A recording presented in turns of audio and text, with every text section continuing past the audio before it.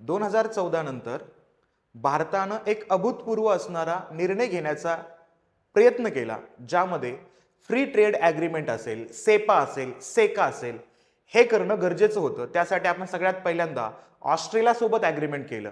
त्यानंतर आपण ॲग्रीमेंट केलं युनायटेड अरब एमिरेट्ससोबत. त्यानंतर तिसरा असणारा ग्रुप किंवा देश कोणता होईल याकडे संपूर्ण जगाचं लक्ष वेधलेलं होतं. त्यामध्ये आपण प्रयत्न करत होतो युरोपियन युनियन सोबत, अमेरिकेसोबत म्हणजे US सोबत, आणि त्यानंतर तिसरा असणारा देश म्हणजे UK. आणि आता एक महत्त्वपूर्ण न्यूज काय येते की भारतानं एक डील कंप्लीट केलेली आहे.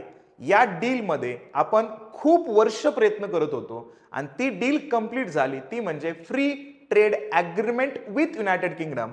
आणि त्या ॲग्रीमेंटच्या माध्यमातून टेरिफ वॉर ज्या पद्धतीनं आपण सध्या पाहतोय, त्यामध्ये जवळपास 99% असणारा टेरिफ फ्री ट्रेड या दोन देशांमध्ये होऊ शकतो. आणि त्या दोन देशांच्या या फ्री ट्रेडमध्ये महत्त्वपूर्ण रेफरन्स काय होऊ शकतो, तर या दोन देशांच्या अंतर्गत 2040 पर्यंत व्यापार कुठपर्यंत जाऊ शकतो, तर तो 25.5 बिलियन पाऊंड पर्यंत व्यापार जाऊ शकतो, असं युनायटेड किंगडमच्या असणाऱ्या गव्हर्नमेंटच्या माध्यमातून या ठिकाणी कन्वे करण्यात आलं. आणि या असणाऱ्या न्यूजला प्रत्युत्तर देत असताना भारताच्या पंतप्रधानांनी ब्रिटिशांच्या असणाऱ्या पंतप्रधानांना म्हणजेच कोणाला या ठिकाणी स्टारमर यांचे आभार मानलेला आहे ट्विट करून, म्हणजे ऍक्च्युअली एक्स प्लॅटफॉर्मवरनं आभार मानलेले आहेत. आणि दोन देशांचा असणारा हा व्यापार योग्य पद्धतीनं ग्रो होताना आपल्याला दिसेल.